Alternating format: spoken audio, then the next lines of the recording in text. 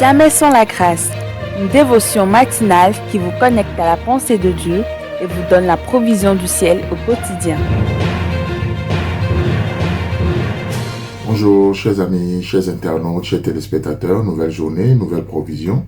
Bienvenue dans cette toute première dévotion de ce nouveau mois, le mois de mars, le dernier mois du premier trimestre de cette année 2026.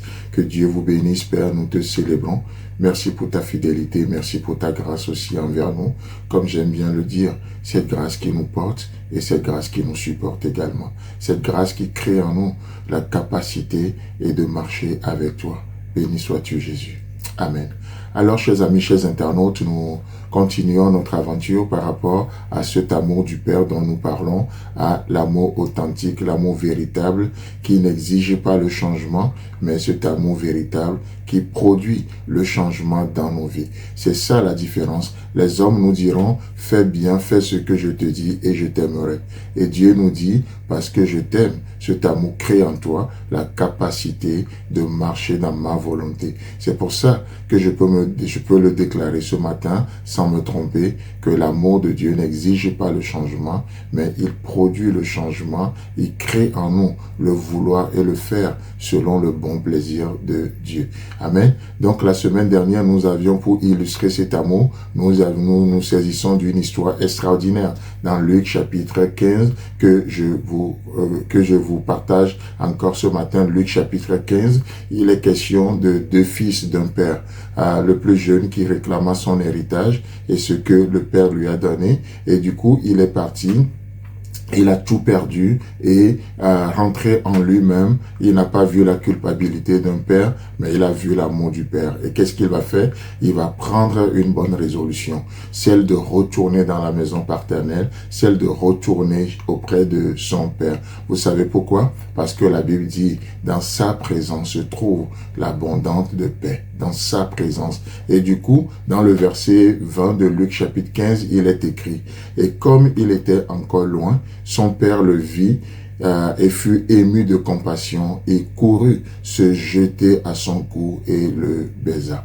Amen. C'est extraordinaire. Le fils a pris cette bonne résolution de retourner dans la maison de son père.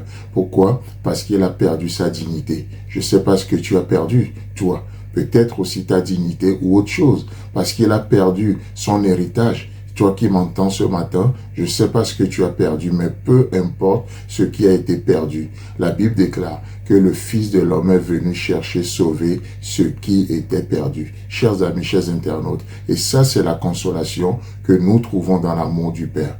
Peu importe ce que la vie nous a volé, ou peu importe ce que nous-mêmes nous avions perdu par notre faute, peu importe.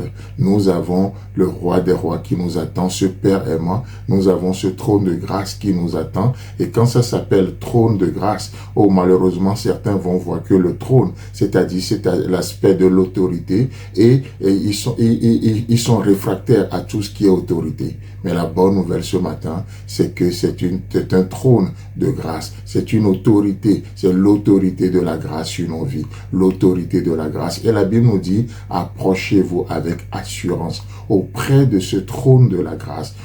Soumettez-vous en d'autres termes. Soumettez-vous à l'autorité de la grâce. Et le Fils de l'homme est venu chercher, sauver ceux qui étaient perdus. Pas juste ceux qui étaient perdus en termes de personnes, mais ceux qui étaient perdus en termes de valeurs, des valeurs divines, des valeurs morales, des valeurs sur tous les plans.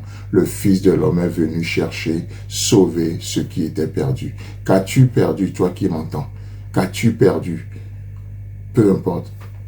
Le Fils de l'homme est venu et il vient encore ce matin. Et la Bible nous dit que malgré cette bonne résolution du Fils prodigue, il était encore loin. Il était encore loin. Oh, combien, parfois c'est-à-dire, on peut pas imaginer ce que Dieu en réserve pour nous. On ne peut pas. Vous savez, essayez même d'imaginer ce que Dieu peut faire dans vos vies. Chers amis, chers internautes, c'est encore juste une manière de limiter l'œuvre de Dieu dans vos vies. N'essayez même pas de l'imaginer, parce que tel il est, ainsi ce qu'il fait dans nos vies est aussi. Il est un grand Dieu et ses œuvres sont grandes dans nos vies. Il est un Dieu admirable et ses œuvres sont admirables dans nos vies. Alors, comme il était encore loin, son perte de vue. Oh, Dieu te voit, peu importe la distance. La distance peut être à perte de vue, mais Dieu te voit. Et il te voit, et il te voit, et il est ému de compassion. Alors aujourd'hui encore, dans cette journée, il va agir pour toi. Chers amis, chers internautes, que Dieu te bénisse, et si Christ a à venir, on se retrouve demain. Si vous avez aimé cette émission, parlez-en à vos amis. Parlez-leur du message de la grâce et de ce qu'il fait dans vos vies.